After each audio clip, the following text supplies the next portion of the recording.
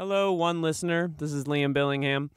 Before we jump into the episode, just a quick trigger warning. If you are a fan of 1999's Boston set, Troy Duffy directed film, The Boondock Saints, you may want to skip this episode and come back next week. There's a little bit of controversial talk about that piece of shit film in this episode. Otherwise, I would please ask you to make sure that you are subscribed to this podcast. Maybe you're a fan of A Woman Under the Influence. I get it. Maybe you're a fan of The Boondock Saints. I don't know why you'd be listening. But regardless, if there's any chance that you are not subscribed to this show, please give us a review and rate and subscribe. Please write a review. We really, really helpful. We had a nice little sharp uptick in reviews, and now we've had a downtick in reviews. I'm assuming it has something to do with the Boondock Saints lobby.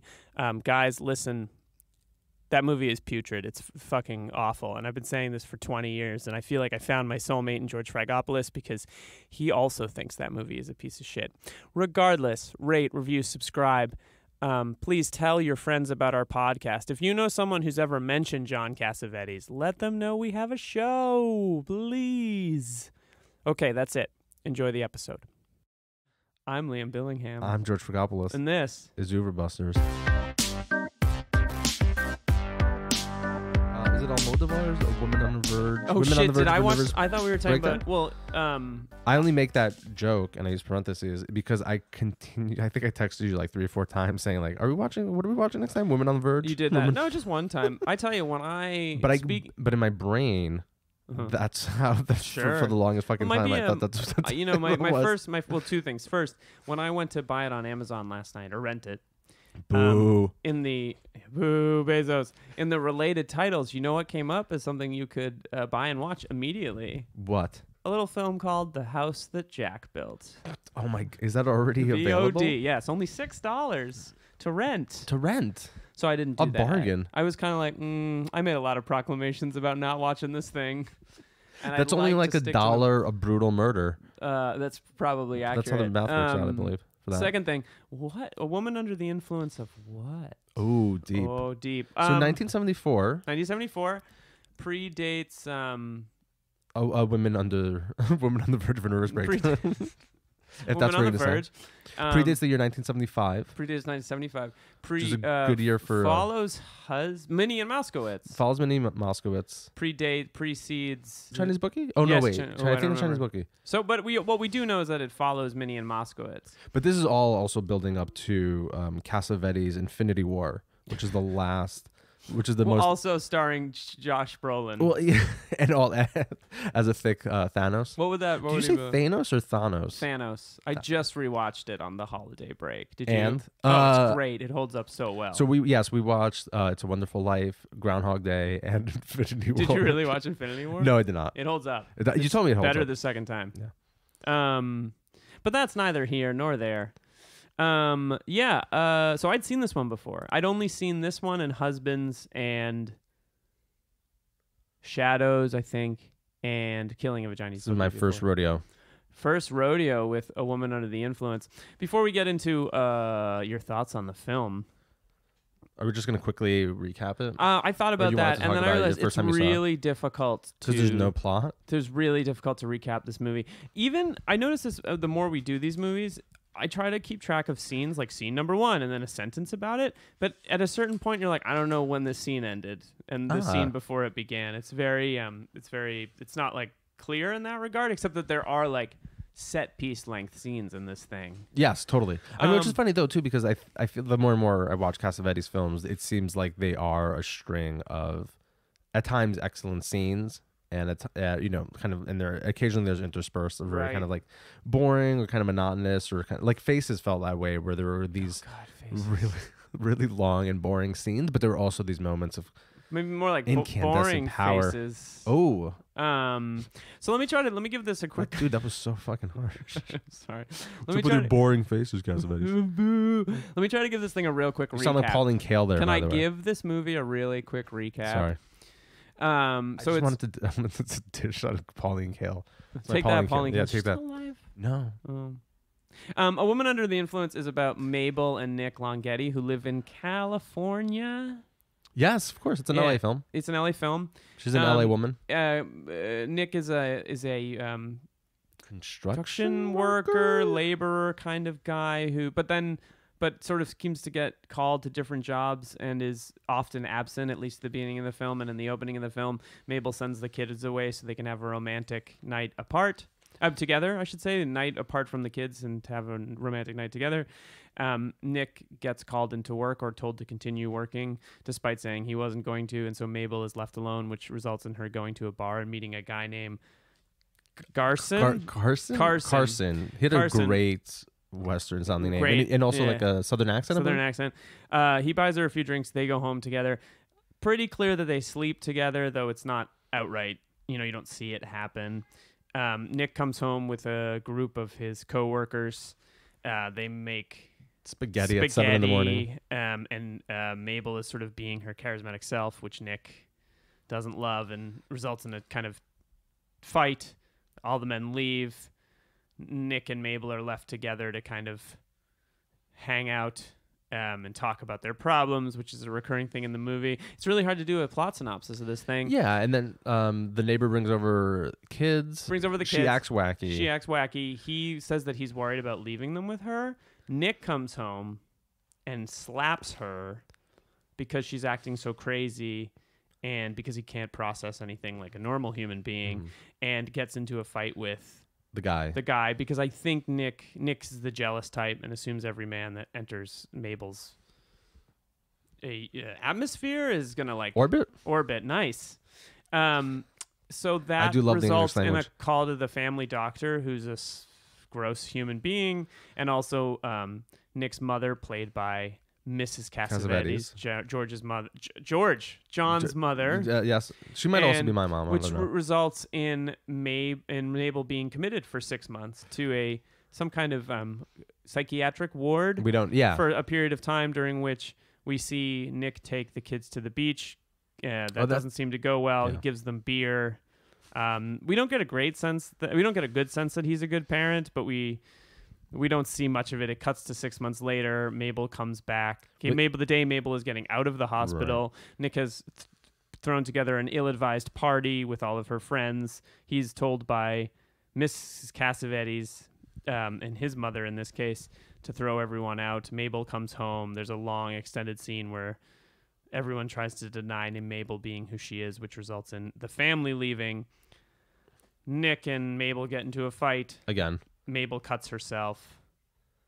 Then they put the kids to sleep. And they clean up the house. End of film. And then they put themselves to sleep. Yeah, they do. And that's a woman under the influence. So thank you very much. We hope you enjoyed this episode. Can I drop this? No, don't drop it. Sorry. It's a rental. It's a rental. Should we just talk about overall impressions? Yeah, what'd you think? I mean, I love this film. It's amazing. Yeah. It's funny too, because thinking about all the just genius things that I wanted to say today about this film. Smart guy. I kept running through my mind all the things that I wanted to say. I was like, oh, I do have a lot of like critical things also that I wanted to say about this film. Think we should work from the beginning, regardless of our brief summary. But you liked it. No, I loved it. I thought it was great.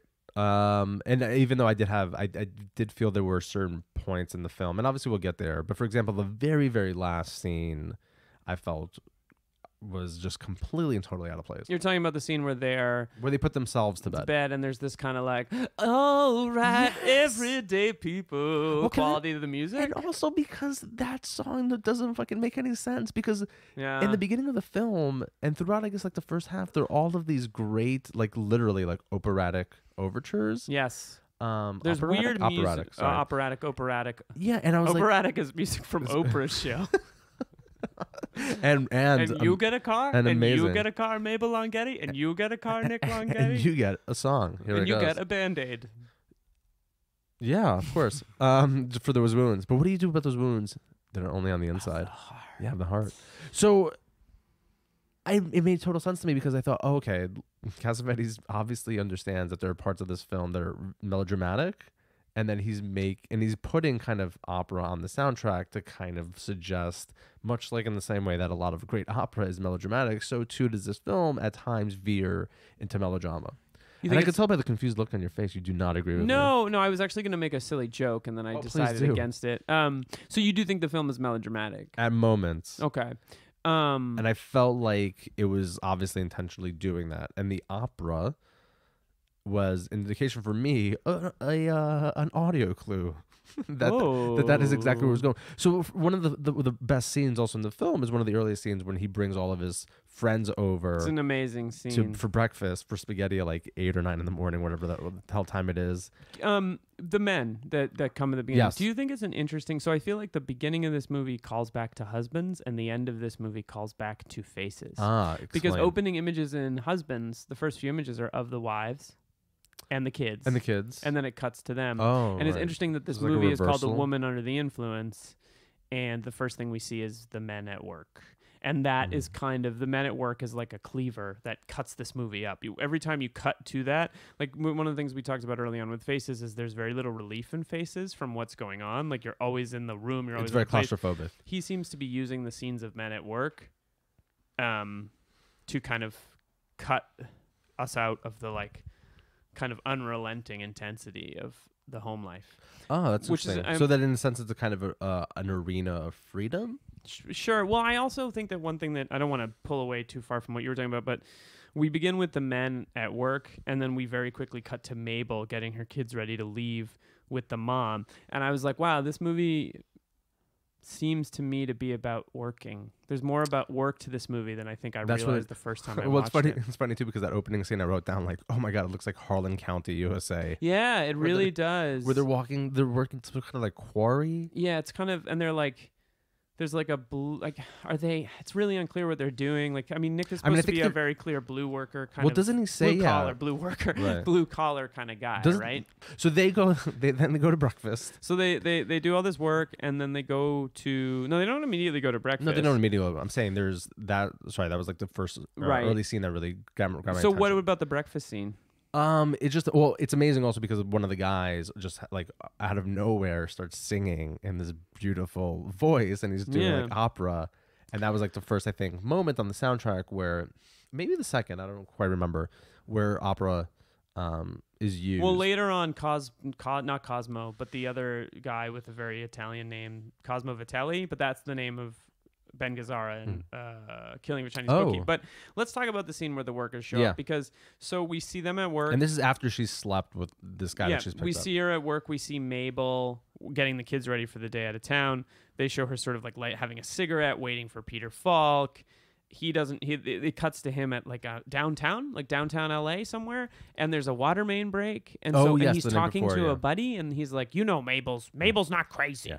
And the guy, to me, one of the things that's interesting about that scene is like, no one called Mabel crazy. Mm-hmm. This guy was like, oh, Mabel's different. And he's like, she's not crazy. She's not crazy. And it's like, right off the bat, you get a sense that two things, I think. One, Peter Falk can't deal with anything in his life. And two, he's afraid of his wife. Afraid of her in the sense like her herself, or just kind of the... I don't think he knows how to deal with her. Yes, okay. Her which is why one of the things I wrote down... because he calls her after that, and he's like, are you okay? Are you okay? I love you. Are you okay? And she's like, she doesn't really say anything. He's just kind of like, well, she's disappointed that he can't come home. He's putting a lot on her, but he's also putting a lot on her, which is interesting. A lot of this movie is about men putting their shit on this woman. Well, that's really interesting though. So do you feel like she's not crazy? I don't. Oh, okay. So she's eccentric, let's say. And but I think that also gets to a question about her performance that I have. But I want to cover this ground a little bit. So he says he's not coming home. Mabel goes out to a bar, has a Seagram's on ice. Who doesn't? Woof. I'm having one right now. And meets a guy named Garson, who brings her home and sleeps with her. There's a moment when they're leaving the bar. I don't know if you noticed this, but I really wanted to bring it up. There's a moment where they're leaving the bar, and the bartender says, "Good luck." I did not pick up on that. I think he says it to Mabel. And I wonder if he says it to Mabel because he's like, this guy is gross. He is gross. He's so gross. I don't think he means to be. I don't think he's like aware of his grossness, but he brings her home and kind of, I believe, forces himself on her. Well, they tussle. Well, and she's like, hey, get off me. No, but this is apparently everyone's voice of a woman. Hey. It's very accurate, actually. Thank you. If I close my eyes, it's like I'm watching. I'm watching. I'm trying to sing less on the podcast. My 2019 New Year's resolution is to sing less on the podcast. Like, it's funny because mine was to get you to sing more on the podcast. Yeah. What was I gonna say? So something about when they're fighting at the bottom of the staircase. It reminded me of Faces. Yeah, I wrote that down. I wrote down. Great minds, am I right? Stairs like faces, which is also going to be a lyric in my line in my next poem. I was gonna say that's the name of my band. There was actually Stairs like Faces. There was a lot of lines that I wrote down. Maybe because I knew we were going to talk about the movie immediately, but I just wrote down some lines. But one of them that I did was like, oh yeah, it looks like this. It looks like the scene from Faces. I also wrote down, is she drunk or is she just like super lonely she doesn't seem wasted. Oh, at she's that not like scene. Falling down drunk. Yeah, no, and I think you get the impression that they left the bar like right after that one drink. They didn't hang out. Yeah, they didn't hang out. So then she wakes up. He's still there, and he's very uncomfortable because he doesn't. She's calling him Nick. Is she? She keeps calling like Nick. Oh, because she's in the bed. She's yelling for him. Yeah. But then she's at a certain point, she's like, Nick, where are the children? Yeah. Where are the children? And this is also when we find out that she has a huge private sign on her bathroom door, which I'd forgotten about. When you sent me that screen grab the other day, I was like, what the hell is that? I forgot. And I kind of didn't respond. I was like, I'm sure that the meaning of that will... Because I think we were texting about Weezer, which is the subject of our other podcast. The only thing missing, too, was like...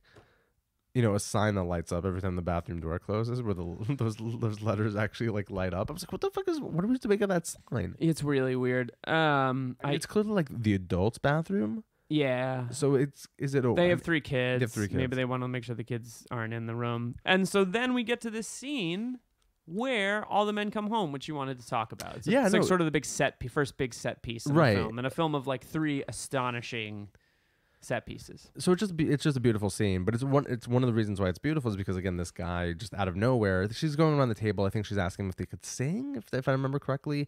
And he can sing, and he just starts belting out. Well, she's asking all their names, and their names. There's this thing that keeps happening throughout the movie where she's like, "Let's start over. What's your name?" Right. Hi. Hello. And there's the one guy too. She keeps saying like, "Oh, you have a really pretty face. You have a really pretty face." Bill. Yeah. She's like handsome. She keeps calling him handsome.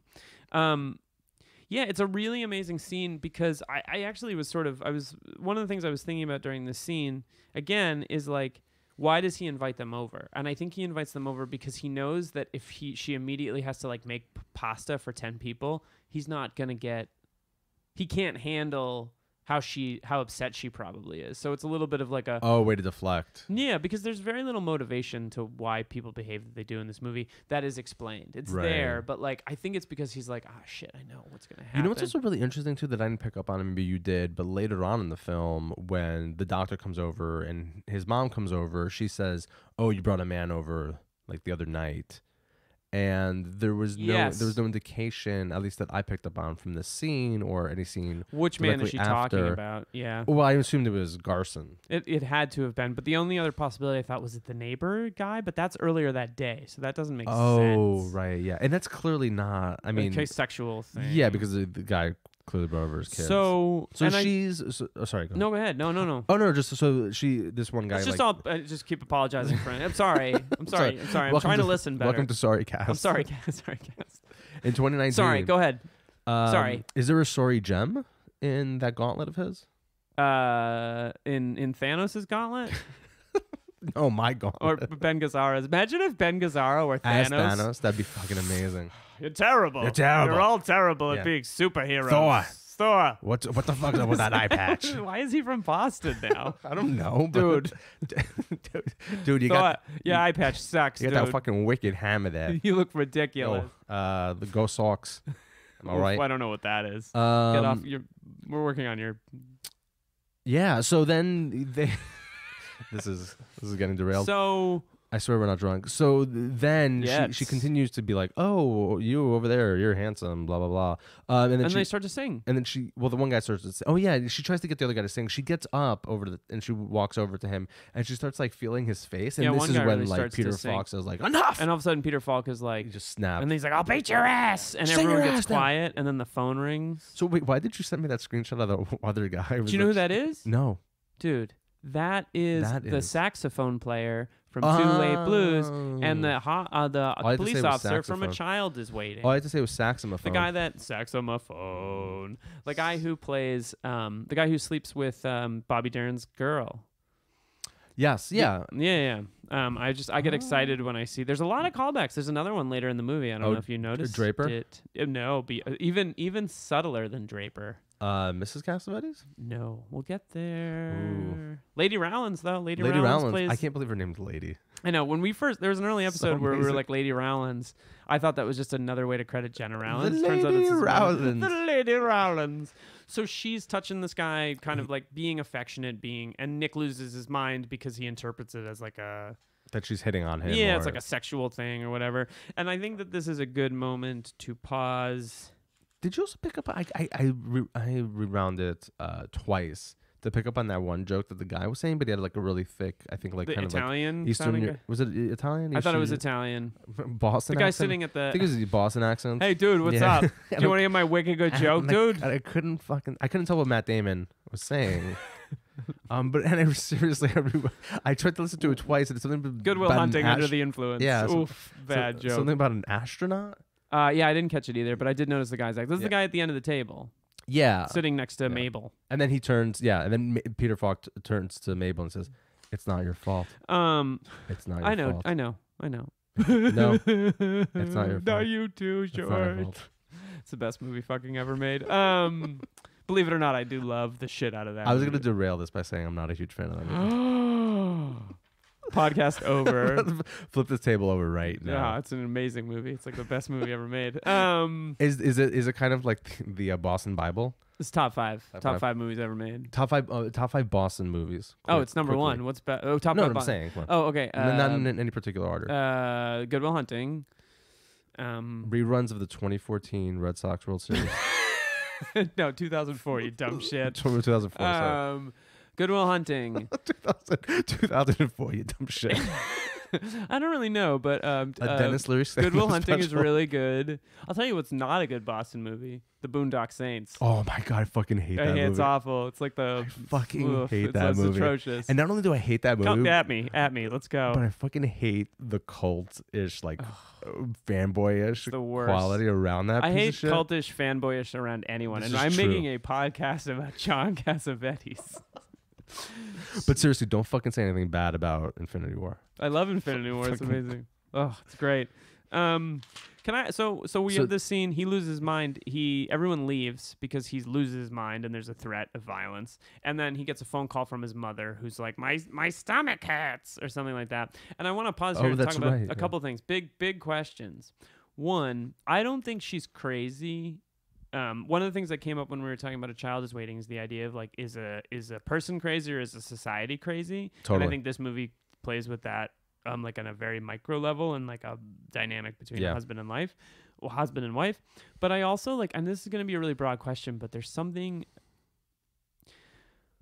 I think we can continue to talk about the craziness, and I think we can also talk about the performance that she gives, because like it's a fucking amazing performance in terms of its emotion and its feeling and like its outward gesture. And I read a big chunk of the Woman Under the Influence chapter in the Carney book before watching this, but also like thinking about the house and the condition that sort of rambling 70s style house. Like I thought a little, and also the performances, and I thought a little bit just like about how like when this movie came out, people must have been like, what the fuck is this thing? Like I was thinking a lot about like, how do you get an artist like Cassavetes? Like we've watched all these films, and it's like, where does it all come from? Like it's just interesting that like, especially from performance, because he's like a guy that learned all that method stuff.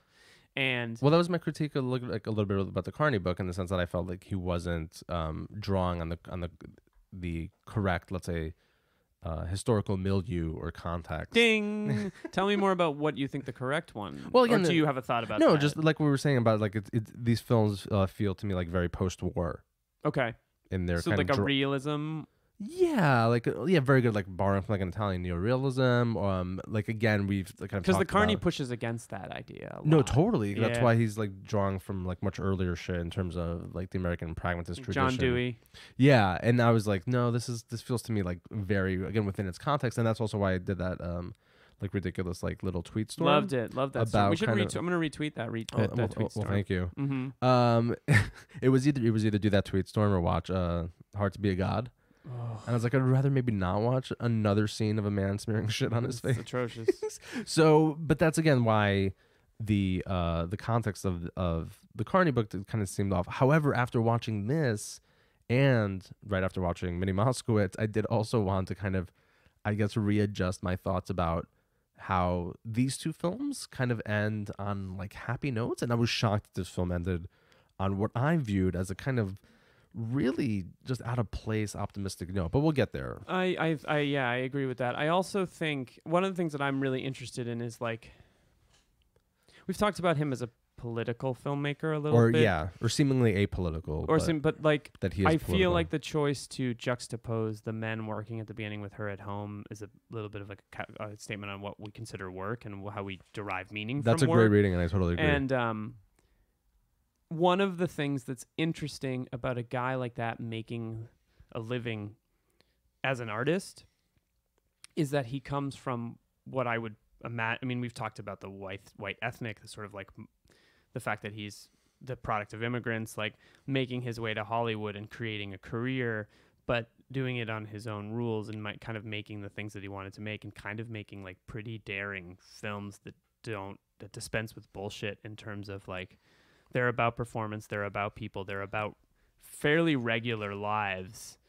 It doesn't feel like, I mean, I know that this has been said before, but now that we're halfway through these movies, it's like, it's kind of amazing to think about him as a product of like a social mobility that could push someone into the position through the arts to do something like this. Oh, I see. I don't know. It's just like he's clearly, it's like, to me, it's like the fact that this takes place in LA, there's this kind of like John Cassavetes goes to Hollywood quality, but he's not making a movie about LA in a way that you would ever like, you don't see many movies where like, hey, we're in LA, hey, let's all gather around the table and eat spaghetti and are kind of like, it's very working class. Really. Still. And this also like, kind of like simply decorated, rambling kind of house. I guess like you don't see that a lot in movies anymore. And so it's like, it's interesting to think like, there's certainly not people like that making movies in LA right now at that level. It's just interesting. I don't know. It's sort of a moment of pause to go like, wow, this is an LA movie, but it does not feel like an LA movie at all. Yeah. And I don't think you have an LA, that LA exists in the mainstream at all anymore. Yeah. And it's interesting, I think, because I think just conventionally speaking, you're more likely to be presented with, let's say, upwardly mobile or let's say upper middle class people in film and in television in general. Yeah. So that you are, more and more less likely to see people, like everyday normal people presented on screen in this sort of kind of way. Right. And that's what's interesting about the ending of the movie is that it's kind of like, and now we go back to our everyday life. Who was the last American everyday hero to work in a rock quarry? And I think you'd have to go all the way back to Fred Flintstone. How do we know? Well, how do you know Fred Flintstone was American? Oh, that's true. Pangean? Is that make Pangea great again? Oh my God! You're like, do you think Fred Flintstone would be like? He totally would be like a white nationalist. Trump, at the very least, a Trump supporter. God, that piece of shit! I should have known. Right. Well, ever since Stone stopped being our main thing that we break down, things have really changed in Pangea. We're gonna bring back all the Stone. All the Stones. All the Stones. All the Stones are coming back to Pangea. It's gonna be colon million years. Which I think was probably like a bad joke from the original, like that Flintstones movie, which sucked. How? You mean Flintstones Viva Rock Vegas? No, the original, dude. Oh, I only get the sequel shit out of here. Viva Rock Vegas is canon. Although I think Viva Rock Vegas, which I haven't seen, but I will wager I've never seen it either. It's better than Boondocks. Yeah, that's you heard it here first. So then this scene kind of comes to again an end because of yes, please. Another thing I wanted to add: the singing. Oh yeah, singing, the beautiful singing. So one of the things that's interesting about the Carney book is John Dewey. He talks about in relationship John Dewey with Cassavetes, and one thing that comes up that's really interesting is using John Dewey as a way to think about Cassavetes' directing style, whereas like the common perception of a director is that a director is someone on a megaphone like, but John Cassavetes' way was like to be present and be very there and like do whatever it took to get a performance out of an actor, including like yelling at them and shouting at them, telling them to do it over again, like some stuff that probably like wouldn't fly now in the same way that it maybe would 30, 40 years ago. But also it's interesting when you think about the character of Mabel, the idea that like there's all these moments in the film where Peter Falk keeps going, be yourself, be yourself. And she keeps singing, and he's so uncomfortable with her like doing what she wants to do. And like interesting, the idea of like Dewey talking about like art as production versus like the rarefied art of contemplation versus the art of production, and the idea that Mabel's like, no, I want to sing, I want to have a party, I want to do these things, and like want to be in the moment. Nick can't handle like the idea of, like, he wants her to be herself, but he can't handle her kind of like her being herself, right? If that makes sense. No, yeah, totally. I think, and I totally buy that too. And again, this kind of thing that we talked about before, where not in some sort of really cheesy and shitty kind of raw aesthetic quality to it, but that there is something, again, very experiential, very lived about these movies. Yeah, we've talked about that a little bit before. And where he clearly wasn't. I was reading something, I forgot where I read it earlier today when I was doing research. It wasn't from the John Cassavetes textbook, but this idea that he wasn't afraid to have mistakes happen on film, to capture them. Well, one of the things that's interesting, there's moments in the film where he uses radio and you can hear it. If you know what, like, there's just moments where like the sound clearly is untreated here. There's like a moment in the film towards the end where like all of a sudden you hear like a and it lasts through the scene. I'm like, that's just shit camera audio that he was apparently, there was a screening of this film where like he was sitting there and they were like on the first or second reel, and he ran up to their production booth and the producer went up and he found John Cassavetes with a razor blade cutting stuff out of the fourth reel. That's amazing. And he was like, what are you doing? He was like, they're laughing at all the wrong moments, so I'm recutting the last bit of the movie.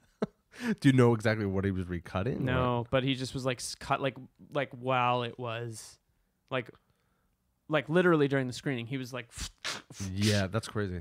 And then you have to glue that shit back on, so it's like a process to do that. So next scene we have there at the bus. She's waiting for the bus, and she's just like waiting for the bus. She's like, excuse me, do you have the time? And everyone walks by her like she's crazy, and she's like, hey, asshole, I just need to know what the time is. I also read that these were two of her friends, by the way, from high school or college. I think. Played the parts? Played those two women that she kind of, annoys. Yeah, and so she's waiting for her kids. Right, and she keeps yelling at people because she wants the time. She doesn't know what time it is. Her kids show up. Right. She's very excited. Yes. And this is kind of like obviously where you see that she's a very kind of loving mother. Amazing mother, I think. This is a good movie about parenting. It's actually an incredible movie about parenting. It is, yeah. Not something I would think it. Well, maybe when I watched it, I wasn't one. But now watching it, I'm like, holy not in the shit. sense of like good parenting advice.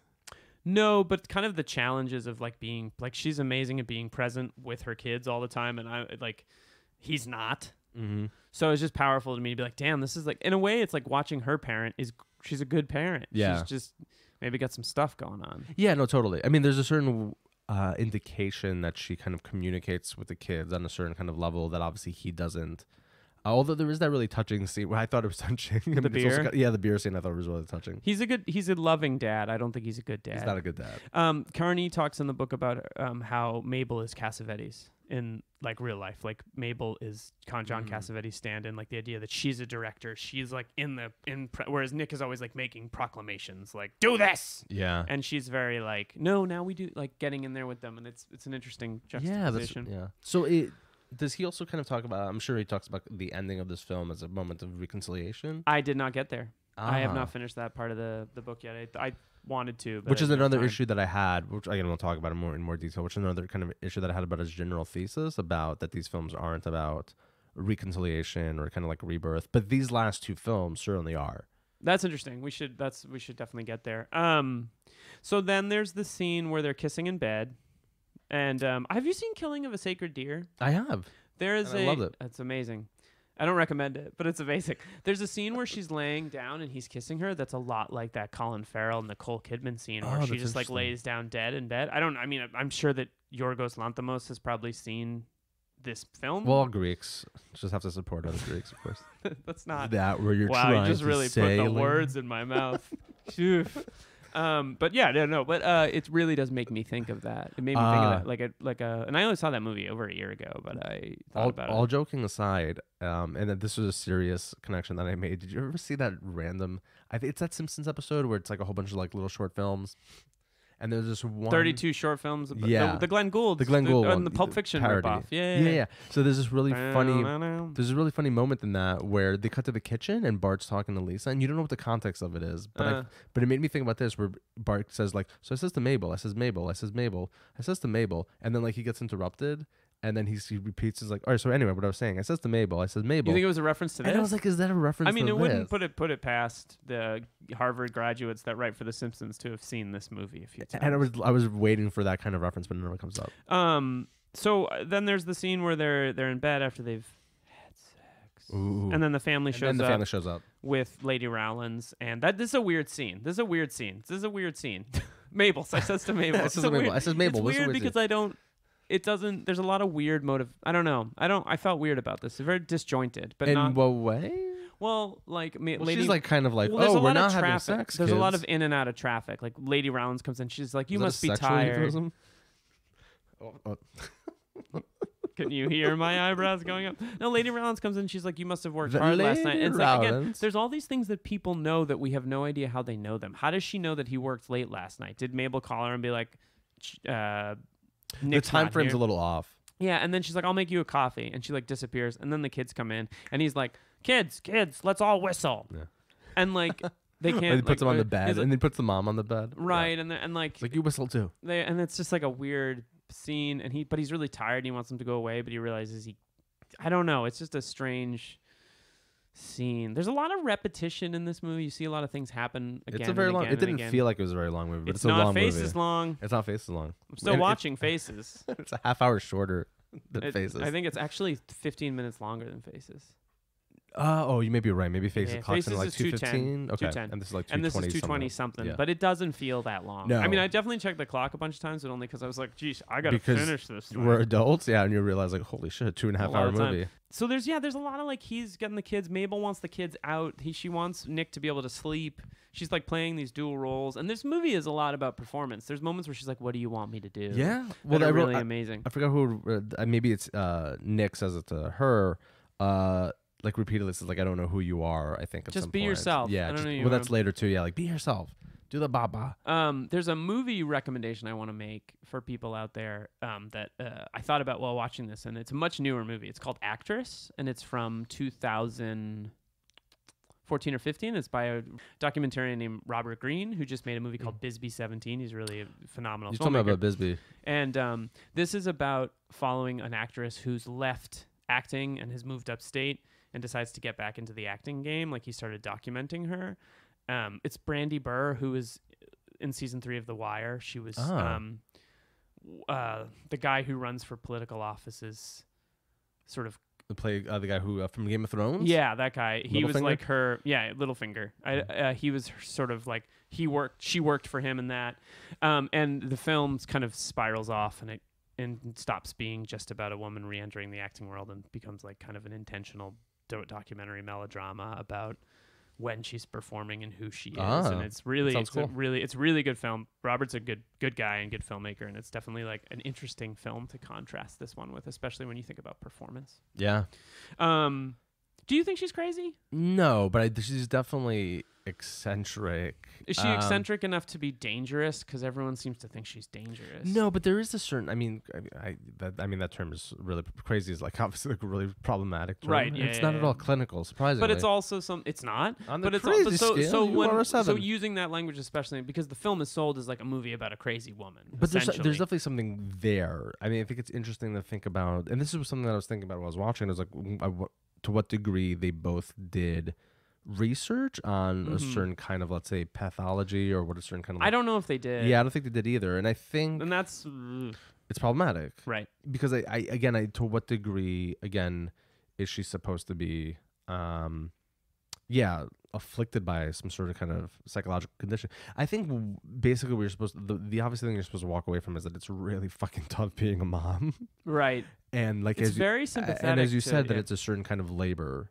Yes. That obviously, unfortunately for the majority of people, they don't view it as such. And an unpaid kind of labor. Totally. To think about it. And I think that, to me, it's less. I mean, I definitely think at some point I wrote down like she's got a lot of like gestures. This movie's a lot about gestures and tics and movement. Yeah, and she's doing those Her things with her that hands. kind of stuff. I'm just reenacting them for George right now. She was nominated for an Oscar for this, which is interesting. He was nominated for Best Director. But yeah, it's a performance of a. I don't mean that was the year Forrest Gump one, I think. It was the no, it was the year Crash won. But there's a lot of like weird gestural stuff. There's a lot of choices that like interesting things. I would never say that the movie reduces those things to a kind of collection of tics, nor does her performance. But I will say that like it feels as powerful of a performance as it is, because like she is living that shit while it's happening. There are moments where you're like, this is well, that's when I thought like it kind of when it falls into melodrama. Okay.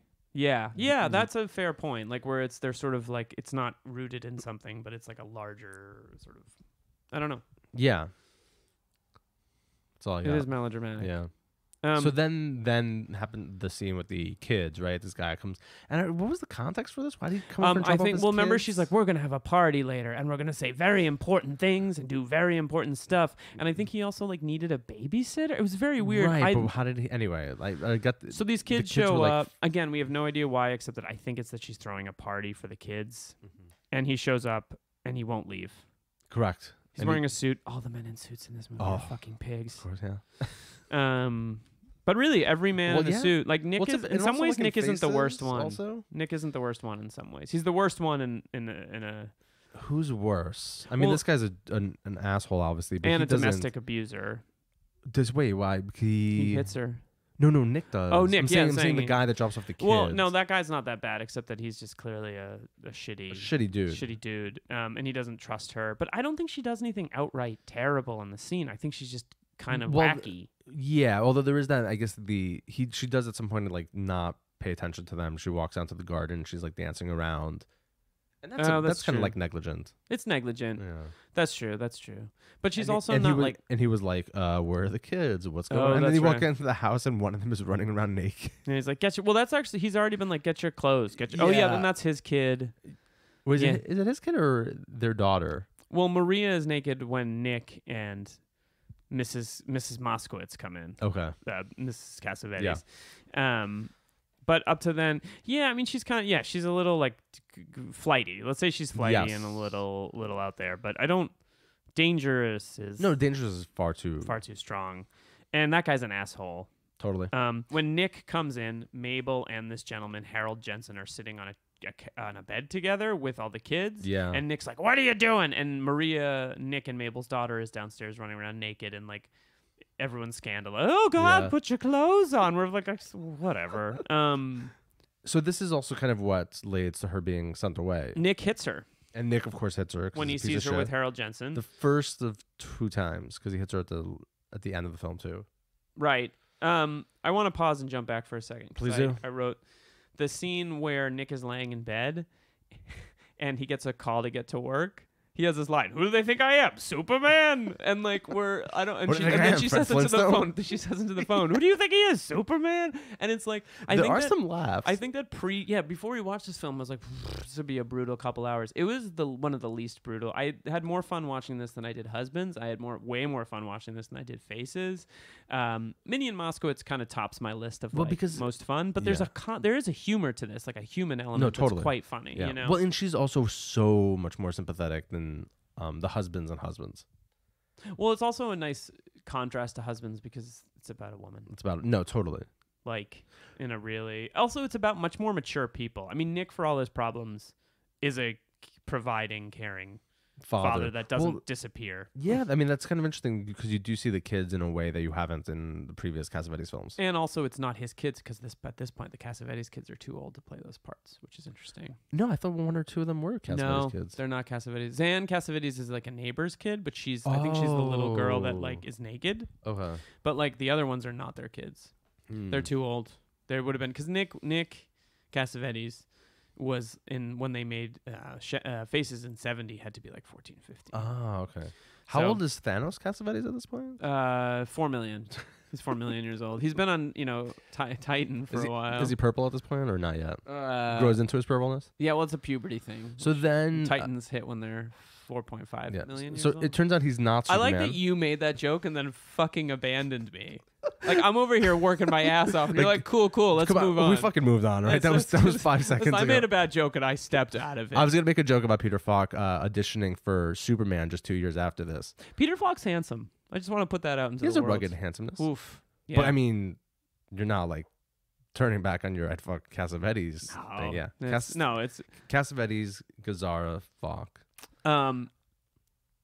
I feel like those. fuck Cassavetes, kill Gazzara, marry Falk. Okay, very good. Yeah. Let's see. Fuck Cassavetes. You said fuck Cassavetes. Agree. Kill Gazzara, Marry marry Falk. Because I was about to say those first two guys would not make love to you. Falk, yes, There's a lot going on, but right not now. the first two guys. Like Yeah, Falk. Well, Falk would come. those guys home would the not next day. be gracious lovers. Is what I'm trying to No, say. I don't think so. So, But, do you think this led to Falk auditioning for Donner's Superman a couple of years later? Did he really? No. You're such an asshole. It's like and now Peter Falk auditioning for Clark Kent. Take one. Hey, Lois. What you hear this thing about the Superman what's the guy? deal with Superman? One more question, Lois. Lois. Just one more question. I wanted to ask about so after Nick comes home and hits her, they call the doctor. Who is this guy? Who is this doctor? Yeah, no, like there's something off. There's something weird about Well, he that seems guy. to be a family doctor though. He's a 'cause family he calls, doctor. Yeah, he calls him right away and he's like, "Can I get Doctor So and So?" And like they know. And he's losing his mind on the phone. I get the impression that this guy has, in some way or another, before has spent obviously time with the family because he shows up and everybody seems to know him. Yeah, and he knows them, and he's he's very, again, my theory that like the men in suits are the worst things. He's also the one that institutionalizes. He does her. institutionalize. Which is really, I don't know, it's troubling and really, really weird. Later he takes responsibility for it as well. I think he says like, "I was the one that sent you away." Does he say? Yeah, that to he her? does say that. There's also a beautiful moment when he's on the phone, or when after he gets off the phone, where Mabel's like, "Listen, I forgive you. It's okay." Yeah. She has this like very rational, clear-headed moment that doesn't that fits really, really well. That's not that like when I say fits really well, what I mean is like she has this very clear moment where she's clearly unafflicted, and I use that term thinking like the way that this movie seems to deal with mental illness is to like show her afflicted and show her not afflicted in a sense. Do you know what I mean? Yeah. So it's like she seems to have like a moment of clear-headedness about their situation. Yeah. And that could also be what's happening at the end, because there's an interesting thing at the end that we should talk about when we get to it. But then the doctor shows up, and Mrs. Cassavetes is there as well. And she does not help things. Nick's mother. No father. Nick has no father. And Very you felt interesting. like that was kind of interesting. I only noticed She it later does, in and the you film. see it. Yeah, Fred Her Draper. father, comes later. But this is when we realize the doctor shows up, and he gives her a sedative. And it's an interesting moment because Nick's mother is losing her mind. Like, she's terrible. She had an affair or whatever. And she brought a man. And Nick is clearly, this is a really great moment for Falk because he's clearly somewhere between wanting to support her, but also like, I don't know. I wrote down that like, well, he's clearly in love with her. And it's funny. It's yeah, he's only reactive. He has no clear goal or plan or objective except to try to prevent disaster from happening. it's funny too because one of the notes I put down was that he clearly loves her, but also in the very beginning of the film, one of his own friends says like, "Why don't you just call her?" When he won't come home. Yeah. He's like, "Just call her." And all he's doing is just kind of complaining about her, but he won't call her, and complaining about his job, but he won't call her or just simply say. And he's very tender "I'm not on the coming phone. home." Yeah, and he says like, "I love you. Like it'll be Are you okay? Are you okay? And then he says like, "I'll take tomorrow off, and we can spend all day together." Right. It's a nice moment. So he really does love her and he cares about her, and his mother's not helping. He doesn't know who to call. He knows to call the doctor, but like later on in the film, he invites all these people over, which is like hugely inappropriate. So he doesn't really know, like he's not like a thinker. He's not. Yeah, totally. Which is he's just interesting to say again when we think about like the idea of like the work he does and who he is and how this film deals with work in a way that the other films don't at all. Right. He has a certain kind of emotional intelligence with the kids, which comes across, and with her to some degree. Well, he loves but he's very loving. He's like a bulldog in a way. Yeah, but he is also this incredibly like tightly wound up dude. And again, there are those moments when he flips out. He's violent. Yeah, when he flips out, and you're like, oh, maybe he's the crazy one. He clearly knows how to kind of, to some degree, act with the kids. So yeah, he's not. I mean, so he gives her a sedative. the doctor gives her a sedative, despite. And she runs upstairs. Sorry, she runs upstairs to grab the kids. She's like, And there's this scene where the camera just lingers on Peter Falk while everyone's screaming, and I think it's interesting that everyone's psychosis except for hers is ignored, because like Mrs. Longetti is crazy. Nick has a problem. The doctor's sketchy. Like, it's interesting that, I don't know, the whole room is crazy. Everyone in this movie is fucking insane. Yeah, it's funny because I was watching this. I was like, and again, this is kind of one of the things about historically contextualizing Cassavetes. I was like, you can't make this film or think about it anyway without thinking about like second wave feminism, and also thinking about the long fucking history of men, obviously just men being shitty to women in general, but also about men pathologizing women and using that as an excuse to kind of like lock them up. Like, I don't know if you've ever read gaslighting. Yeah, and gaslighting. I don't know if you've ever read like The Yellow Wallpaper. No, I've heard about it. Yeah, so it's like just this very famous story just about like the way in which men have traditionally not paid attention to women's health and mental health in particular. Right. And that story really kind of deals with like postpartum depression in particular, but just that she obviously might not even be insane, right? She just might be eccentric. She's definitely eccentric. Insane is strong. And just a little kind of weird, but that she's pathologized in this really shitty way. Well, it's interesting because one thing that I want to talk about a filmmaking thing, but I also want to talk about the overall thing that we're doing here. Because when we started this thing, one of the things we were talking a lot about was like, what is John Cassavetes' relationship specifically to women? And this movie certainly puts him, at least in intention, on the right side of that conversation. Yeah, totally. You know, it's like in a way that husbands, you know, and I was listening to our husbands episode recently, and I kind of come down real hard on that movie because I'm just like, why do we need movies like this right now? But this is a nice antidote to that in the sense that it allows for some real dimensionality. It reminds me also of what he says in that Dick Cavett show at some point when he's actually sober and paying attention, where he says sober is a strong word. Where he says something along the lines of, "Oh, I'm about," I forgot exactly what he says, or I'm not going to paraphrase it remotely correctly, but he talks about kind of freedom and about institutions and about how obviously they restrict us. And he says something along the lines of like, I'm not just talking about men, but I'm also talking about women as well. This also speaks to his politics interestingly, because I think that like, my guess is he was probably a pretty liberal guy. I think for his time. But there's also, for his time, but there's also that like sort of distrust of institutions. That is like not that like liberals are like, woo, institutions, but he's also very like wary of like a group think kind of dynamic. Yeah, his films are about individuals in contexts that challenge, and individuals that challenge like larger contextual ways of behaving, if that makes sense at all. And so it's interesting, like kind of sort of the sort of liberal or the sort of political thinker he might have been. Which is what's really interesting to me, that he never again, we haven't seen all the films made an explicitly, let's say, I don't know, like a film about like coming back from Vietnam, or about somebody being in Vietnam and somebody having to deal with that, back home. He might not have been the right.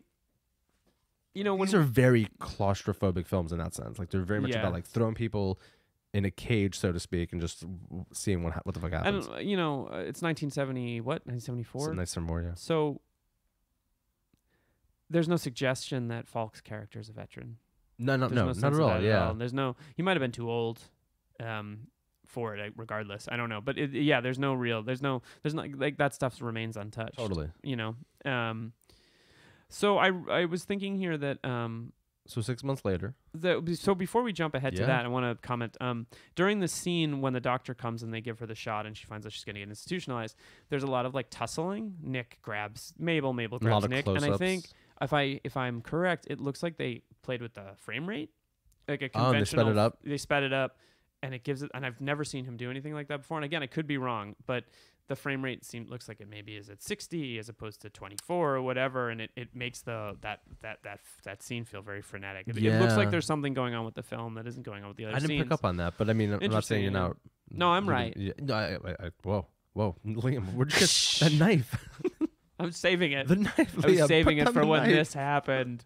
So all of a sudden we have an amazing cut We have an amazing cut to him at work, and he takes the kids to the beach. Which I love too, because I feel like this is kind of the good parenting, bad parenting, like my dad would have done. Oh, with, really? Like at a moment of like if something was going bad, like let me just take. We're you going to the beach, beach in February or whatever, because it's clearly not the right season. But no, he leaves work, goes to pick them up at school. The principal's like, "Is everything okay?" And he's like, "That's fine. They'll come back tomorrow." Right, exactly. And the kids are really cute. Hi, Dad.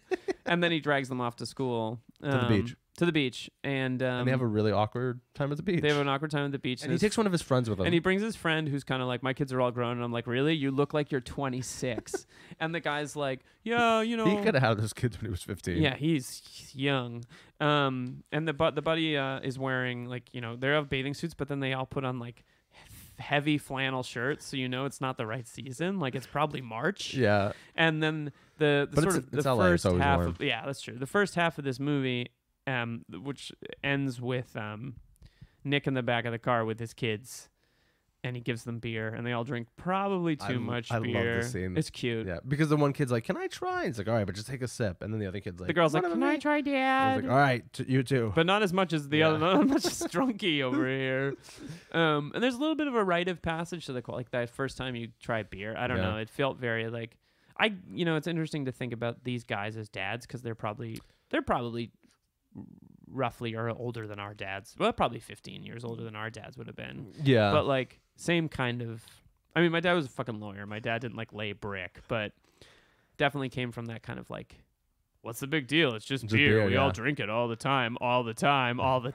So like interesting to kind of watch that. I remember my dad giving me beer when I was like 11, and my mom being like, Jesus Christ. I'm sure but it's a kind of rite of passage. Like, here, take a taste. Totally. Yeah, and then you're like, oh my God, this is awful. Well, and again, booze in a Cassavetes movie means something very different than it does in anybody else's movie. Like, there's no casual drinking in a Cassavetes movie. Even the kids are just fucking pounding. No one's like, I'm going to have a nice, polite Seagrams and ice. And the one kid's like, you won't believe what happened to me on the playground yesterday. It was great. It was fucking... I met Thanos Cassavetes. It was ridiculous. He snapped his fingers, and my friend Billy just disappeared in a very haunting sequence. That purple fuck. I don't feel so good, Billy. I have to hug him while he fucking just turned into like leaves or something. It was crazy. It was crazy. All right, 6 months later. And then what's his name? Cumberbatch was like, it's supposed to happen this way. Tony, it's supposed to happen this way. I'm definitely not British. Turn into leaves, you fuck. So we're gonna go 6 months later. Nick and all his buddies jump into cars, leaving work, and they're excited for this party. They're putting on their clothes. He puts on his suit coat without putting his undershirt on. Who doesn't? So I get dressed. Peter, yeah, I can tell. What's going on over there? I got halfway dressed up for this podcast. No, you look great. It's just, I thought you said semi-formal. I brought your, what do you call those things that you put on the lady when you... Oh, corsage? Corsage. I brought your corsage, George. Oh, thank you. Really fucked that joke up. So we now have basically one long scene.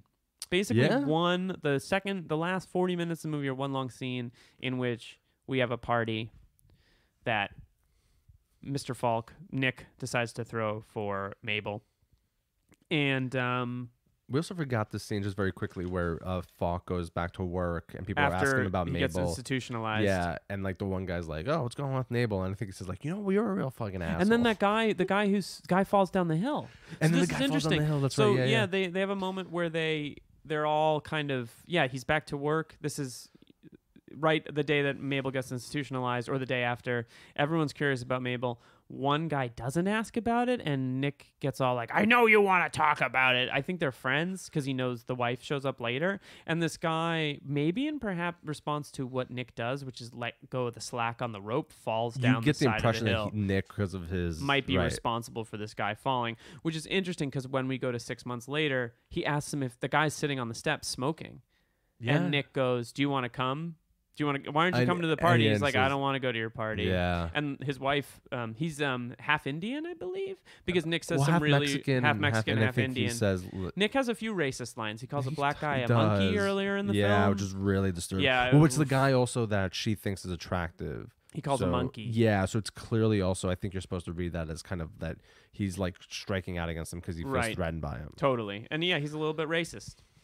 So just a little bit, just like our president, only just a little bit. Yeah. So Nick shows up at his house. Everyone's there for a party. What's the deal with Victor's wife? What's the deal with Victor's sticking wife? her tongue down his throat? This is one of those weird things in the movie that pull me out of the movie. There's so many things. Wasn't that also that one woman who's like one of the friends who leaves at the end? Isn't she the woman that Seymour Cassel picks up in? That was my big, exciting, subtle thing Oh, that sorry. I didn't know you were. Yeah, there's a woman at the party Spoiler who alert. plays the woman that Seymour Cassel goes home with. For all of you fans Minnie of and the actress, Moskowitz. All you- she appears in this She's film. also great in Frosher. No, she's really, really good. She's good in it. Well, she has Very more lines tall, in this. Very Yeah, tall. I noticed that as well. I was like, whoa, she's got to be at least 6 foot. She's got to be at 2, least 6 8. foot, She's yeah. got to be Thanos' height. At least She's as tall as a Titan. 8'8". So everyone's at this house, and Nick is kind of surveying them, being like, "Do you think this is a good idea?" And people are like, "No, you dumb fuck." Yeah. There's only Everybody one should guy, go Mr. home. Adolph, who's Yeah. you can't trust a guy with Yeah, that name, of who's course. like, "No, I think it's a great idea to have this party." Way too soon. Wait do you see what I'm going to do? It's a party. So everybody's like, he's like, get the fuck out of here. Yeah, everyone leave. And you know, this is the moment But the where family stays. suddenly I sympathize with Mrs. Longetti, or I'm sorry, with Nick's mom, because she's like, dude, you fucked this up. There shouldn't be There shouldn't people be this here at pe- this yeah. house. It's ridiculous. There's no food. He's like clearly not planned it. He's a big fuck up. Well, this is also the part where another one of those instances where you could tell that he doesn't know how to deal with her. He doesn't know how to deal with her. He doesn't know how to deal with life. I also think that there's a real intent in a lot of this film, not to confuse you as an audience, but to let you work out what's going on in a way that is less so than other Well, that's what I was Cassavetes fucking films. saying earlier about the Soul Gem. You don't know if they find it. You're just supposed to kind of come up with your own Yeah, like conclusions. it's really weird because you know at the same time that like all the Avengers are fighting Yeah. two of Thanos' Just in the goons back background, in yeah. New York, Yeah. and you're like, why are we not Why- acknowledging? yeah. Why can we talk about the elephant It's in the so room? it's such a great like side movie. Yeah, To the it is a central really action. interesting Marvel Cinematic Universe Yeah, expansion film. What the fuck are we talking about? No, really, there's a lot of Everybody leaves. Eddie's wife is there. She is. And everyone thinks this party is a bad idea, and she's like, "You're a shit. Why are you doing this?" Mhm. This is a scene where there's raw audio. Like it's clear that he's using Yeah. like uncleans, which I'm sure the sound people were like, "John, you're fucking killing us, dude. It's a fucking nightmare. Which I think is What you do? Can't understand what a word anyone is fucking saying in this movie." which is what it sounds So like. he too. goes out into the street and it's raining, and he knows that she's going to be there soon. And a guy comes out and he's like, "Hey, can I talk to you?" And you hear traffic, and it's just so clear that like he's like, "I'm not worried. It doesn't matter what anyone's saying," which Yeah. I think is admirable. I think it's cool that he makes this decision. Also, I think movies sounded better in the '70s because of the analog. We were just saying, quality. yeah, because you're just saying that because we're on vinyl. What? Because they were just on vinyl. I was just on vinyl. The Yeah. show. No, I mean the audio, Okay. the movies. I don't know. So I know I do think that movies then sounded more like real life. Like everything with digital now is so clean that there's something nice about hearing like the track, and I don't know. I like the sound of this movie a lot. yeah, And I don't mean, generally have that reaction. I was a fan of the opera, and then I was like, where to go? So Mabel comes home too soon, sees everyone that Nick has thrown out of his party, which he didn't want to do. He And they- wanted his mom to do it, but he did it. And they're all like, "Bye, Mabel. It's so good to see you. I'm Ted's wife. Yeah. We met one time 4 years ago, and like I know you just got out of an institutionalized insane situation, but asylum. hey, let me know what you need. Okay, thanks. Bye." And you watch Nick watching this, and one of these great moments where you're hearing the dialogue. It's good. We didn't talk about also, about how cringeworthy so many of these scenes are. so cringeworthy, like- but like in it- good ways. But in the sense, obviously they're filmed brilliantly and kind of Right. executed amazingly. Right. But yeah, so everybody kind of leaves, and then it's just kind of the immediate family.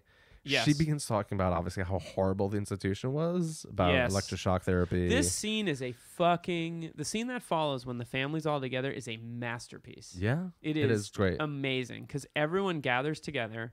The father also, I forget exactly. They have like an exchange that's kind of interesting, right? Where he tries to kind of like protect her, or he, I forget, he like gets up. So and before, he- so kind of what happens is they all gather together around the table to eat, and Peter Falk gives a toast like everything's gonna be better and better and better and whatever the case is, and the second Mabel tries to do anything, he keeps being like, "Just be yourself." Like he keeps interrupting her yeah. to stop her from engaging. Like she wants to talk. She wants to say everyone's name, and then she wants to sing, I think, or play a game. And he keeps being like, "No, we're not going to play games. Like we're just going to talk like about the weather." yeah, and and then at some point because she's at for the first like 10 or 15 minutes of this, she's very Quiet. quiet and just obviously now herself. She says like something like I wrote down that she's stammering herself. And then like she doesn't not really letting become herself until she starts talking about Tina's ass. Which So I found hilarious. She goes, "Oh my god, it's so funny." Because they walk into the kitchen and then she you hear goes her, into the like, kitchen and you're like, "Oh my god, Tina, your ass is so big," and she said- everyone's like sitting around like, "Yeah, it's raining out," and she's like, "Did you see her ass?" Did you see? And she says like 5 times. Tina's. And someone's like, "Don't worry about the ass." And then Mrs. Longetti is like, "We all have big asses." Well, then Tina sits down. She's like, "I know I have a big ass. I know I have a big ass. It's I know." actually hilariously Yeah, funny. and she's like, "Oh my god." But her this is ass." another thing And where Nick's like, kind of like, "Don't talk." it's stop also a talking little about bit her ass. like that. Like that's what's again But the that was- craziness. Like she's just honest. She just says what's on her mind, and like I don't think he's comfortable with that because I think he's full of shame. That guy. Am I wrong? But this is like the first moment in the scene where she like acts like herself. Yes, and Right, he loses his mind. and And it's is like, kind of- we can't talk about this. Yeah. And this is like when she like again kind of becomes herself again. Yes, and when he loses his mind in this moment, interestingly, it never cuts to Mabel. It cuts to everyone else at the table, and it cuts to the kids looking at him like, And again, another cringeworthy scene. yeah, it's woof. It's really, really painful. I just keep seeing be yourself. But we only watch him when he loses his mind here. I think this also the moment when he walks away with her from the table, and it's like they're like in silhouette. It's like such a beautiful scene. Yeah, you can be yourself. You can be. Well, yeah. they're in the shadows, and then they kind of like again, it's in like an intense close up, but they're in the shadows. So all you see is like their silhouettes, and then you could tell like they're kissing or embracing, Yeah. and it's just like this beautiful moment where these shadows are like melting into one another. And then you hear everyone talking. Yeah, and it's then just- they're talking, it's and an then it amazing cuts shot to the group scene. again, and they're all kind of standing there, like listening to this, and you're like, this is so painful. So one thing that's interesting in this moment is they're around the table, and Nick is kind of berating her, and she turns to her dad and says, "Will you stand up for me?" And he stands That's up. what he says. And yeah. she's like, "No, I don't mean stand up, you dumb fuck." And like, it's an amazing moment because all the women know what's going on. All the Yeah. women around the table are like, "Are you fucking serious?" right. Like, they all kind of feel for her in this moment. Yeah. But like the men are kind of rule clueless. yeah, but are also making also- the decisions. yeah. So he gets it. Like then she goes and dances in the living room. She's kind of dancing around, and Nick's like, "Cut it out!" And this is when Fred Daper's like, "Oh, I should probably defend her." Like he gets up and he's like, "Leave my daughter alone." And he's clearly really uncomfortable up to this point. There's a moment earlier Yeah. where she goes to kiss him, and he's like, "Go be with your mother." Yeah. He's not a good dad. Not a good dad. Yeah. No surprise. And then he that- gives her a sip of beer. He's like, "Here, take a sip of beer." oh, does he? No, I'm kidding. Oh, okay. Just call back to the. Why do I earlier believe scenes. everything that you say? 'Cause I just have that Thanos. that kind of face. a Thanos face. I have the honesty gem. Oh. Doesn't make one honest. What does it do? It just makes everybody believe. Oh. Wow, this is going places. So We're an hour and a half in. we are this is we're 145? longer than the movie. Amazing. Amazing. So- So everybody leaves except Mabel, Mabel, Nick, Nick, and the kids. and the children. And then they She continues to dance. he hits her again. He hits her, she's on the ground. because he's a POS. Well, before that she runs into the kitchen and Oh cuts yes, herself. and cuts herself. But do we do we see how it actually No, cuts her? she We doesn't. don't. It's a pretty unfucking flinching moment. She in the comes movie. in and she's bloody. Also, kind of a Too Late Blues reference. She runs into the other room and cuts herself, Oh, like at the yeah. end of Too Late Blues. But Right. there's a lot more nuance to it here. How'd you feel about the cutting? Uh, In the sense that, like, do you feel like it was is this a moment that verges on melodrama for you? Maybe not in the execution, but in the decision. yeah, no. Yes, I think so. One thing about this scene also that I kind of, and again, I don't know if it was played for laughs is too strong of a word, but again, this way in which she like just quickly like switches from being like calm and quiet to like Yes. all of a sudden talking about Tina's ass, like in this very kind of manic sort of way. Yeah. Like that to me also felt a little. Oh, really? like, I think kinda that's so well fake. done because everyone else is at the table, and like you hear it happening on screen. You're like, here we go again. Yeah, I wanted it to feel more of a build up, but it is I like see. it is. I guess I don't really think he traffics in Yeah. build-ups, at least in the same way that other filmmakers might. right. Yeah. But again, I think so. She cuts herself. He hits her. The kids are like freaking the fuck out. Yeah, Like, don't they hit Mom. actively hate him yeah, in this they're moment. like don't. And I don't and think- he does this weird thing, right, where he like, he keeps trying to drag them upstairs, Put them to bed, but they keep running back They keep down. And running back she's to laying on the protect her. ground. Yeah, But then, kind of inexplicably, everything like resolves. everything itself. they put the kids to bed, and then she turns to him. She was like, "I'm kind of nuts." Yeah, and then he's like, "Yeah, you kind of are." He's like, you're a broad. And then they You're clean, just a crazy broad. and then they clean up, and like the credits and the movie And then starts this to play. fucking crazy ass like music starts playing. Does it make you think about the ending of Faces? Because it makes me think about the ending of Faces. It does, but I don't think this has happened before. Let me be clear. I'm gonna but I talk also think about there's that too, a but- regularity to it. But it also made me really be disappointed in the final. Like I felt like this was a masterpiece, except for like that last like 2 minutes.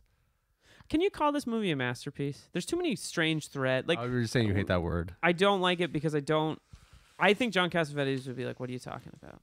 Yeah, and then you'd probably smack me. He'd be- No, I don't know. But that's a separate thing. The ending is bewildering in some ways. But is it why is it bewildering? I don't know. Because it ends on a really optimistic note. Because he also says something like, tomorrow's going to be a lot better.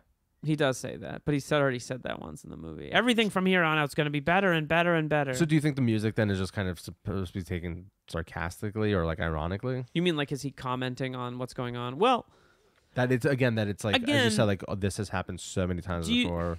if you read this as a movie that's about work and domesticity and parenting and maybe the reality that like I hate to say it, but like there's all this value placed on his job because it's the way that they make money. And there's a lot less value placed on like the running of the home. And there's a different movie here that Cassavetes did not make about him learning to be a parent in like a running of a home kind of way, so to speak. So like the movie ending with them being like, she was like, well, I cut myself and you slapped me and now the kids are bad and now we have to clean up the house. It almost feels like, well, we just have to do this stuff. Like there's almost like a like life goes on kind of quality to. I'm not suggesting that that's the right ending, but it is an ending of a kind, but a provocative one. But it also struck me as being rather like joyful almost, because again, like they put the kids to bed. There's happiness, even if obviously you could tell it's going to be like a temporary happiness, but also her whole thing of like, oh, I'm crazy. And he's like, yeah, you are. And then also of like, tomorrow's going to be better. And I agree that I don't think you're supposed to be to take it as simple face value. Yes. Like okay, everything from now on, everything like it's totally Everything's happy coming ending. up roses. But I did feel that it did tie up a little bit too neatly. Sure. And then too much I think of it like on an up note. That's an upbeat note. Yeah, I wish I could speak to. I didn't get to that part of that book yet, but I do wish I could speak. Though that book's not going to provide answers. It's just going to provide the opinion of kind of like a wacky professor from BU. It is a challenging. There's a lot of relief, though. Do you think he just intends to relieve the audience, or relieve Mabel, or give Mabel a break? Give Mabel a break. I mean, also it might speak a little bit about. If there's an element of this movie that's about mental health, right? And oftentimes movies about mental health will be like, oh, I went to the hospital and then I got better. It's like this movie might have a much more realistic assessment of that without being super self-aware of the reality of what a mental illness is. You know, maybe it's a little bit of a statement on like, okay, well, this bad thing happened. The cutting herself doesn't feel super motivated within the context of what's preceded the she doesn't seem like somebody who might do that. I don't know if I can say that, but this is a hard thing to talk about because it's such a dated movie and I don't know anything about these issues. Like I can't watch it and go like, oh, this is a classical case of X or Y, but it does feel like a dramatic jump. Yeah. And then I think also the cutting herself also does give credence to people earlier saying, oh, she's dangerous. Right. Which kind of, again, which is also why there's a false note to it, because, again, I think you're supposed to take it as she's actually not dangerous, but if she's willing to cut herself, that potentially she is a danger to herself. And that was like, I don't, like, why would it end? Then why would it be like, wow, I'm real crazy? Yeah. Do you think it's about denial? Is it about denial? I mean, he's in denial about a lot of things. He's in denial about his own bullshit. Does Cassavetes do irony? I think there's some irony in Minnie Moskowitz, especially again in the allusion to 2001. I mean, is all of Husbands irony? No, I don't think so either. But I think there's a reading of that movie where it's like we're not meant to sympathize or care about these guys. Yeah, so modern. I meant irony in the sense of like his use of music at the end, where it's like a very kind of heavy-handed. You kind of commented that the music throughout adds intentionally a self-aware heavy-handedness with the operatic stuff. Yeah, and then there's that weird guitar like when she's waiting for the bus, kind of like that earthy wooden guitar thing. And you're like, what the fuck is this doing here? I just and again, this is so reading it in the Carney light that this is definitely a film that ends on a note of reconciliation, a rebirth. Yeah, kind of totally. Without question. Did we talk about that? And do we feel it's unearned? That Stanley Cavell book, I forgot what it's called now, but he's also kind of like very much about Cassavetes. No, he wrote a book about like those comedies of remarriage, like the Philadelphia Story, for example. Oh no! And it just kind of reminded me, also because this guy Cavell was kind of influenced by the pragmatist tradition, but it also reminded me of, and it's funny too because Carney does not cite him in his book. And I was like, shit, academic shit. Come at me. So I was like, oh, that's really interesting because again, if you're going to think about some of these films at moments of like having like moments of like rebirth, remarriage, reconciliation, like this is one of those films. It's just like Minnie Moskowitz kind of like ends on them kind of like developing but in a much clearer way, yeah. But also, I mean, they're making their bed. They're literally making like the marriage bed and like I mean, it's a big jump to go from I'm gonna cut myself and you're gonna slap me in the face to like making the bed together. So, and I can understand why you could watch this movie and be like, what, grossed out by the ending of it, and grossed out by the movie in general. I mean, I'm not sure that like Richard Dreyfuss said that he saw this and it made him vomit or something. Richard Dreyfuss? Yeah, whatever, Mr. Holland. Oh, wow. Jeez. Take that. Coming out of nowhere. Sorry, I couldn't help it. It wasn't quite an opus. Such Venom. Venom, another great movie. Oh, totally. Well, I think this is a pretty incredible movie. I fucking loved it. Despite the ending. I know, I loved it. And I don't even mind that much, but I would wonder if... Loved it. I would like to talk to like a mental health professional and to see if this is a movie that they would be like... Boo. Yeah, again, I think they didn't do any... real research. Yep. Another movie I want to... because the Carney book, one of the best things about that chapter of the Carney book is how he talks about Cassavetes working with actors and the process of acting being like an organic, collaborative... Like, he really fostered an environment of like collaboration on set and all these things. And there's this really great movie that I don't know if it relates to this film, but I think everyone should see it that cares about movies. It's called Symbiocytotaxiplasm. Whoa, what a title. It is amazing. It's by William Greaves, who was a really interesting filmmaker. He's African American.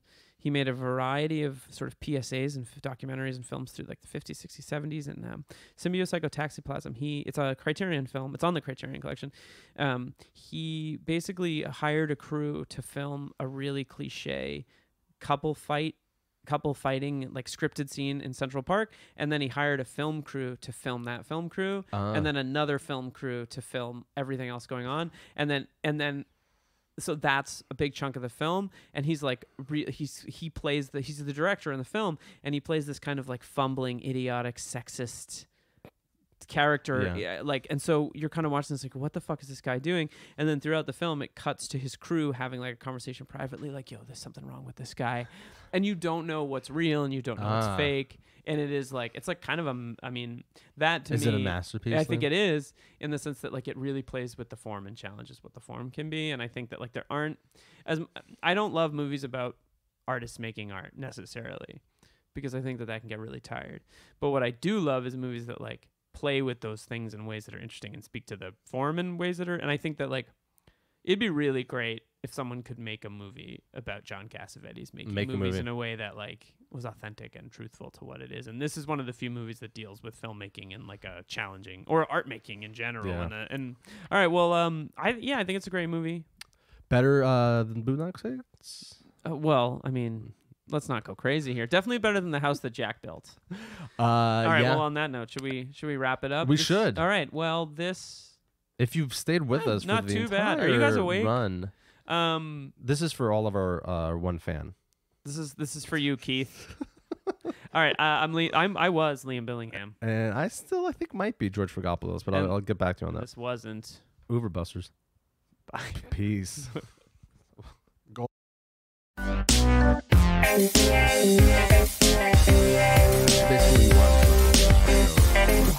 is that what you're asking for? James Franco. We'll talk about him later.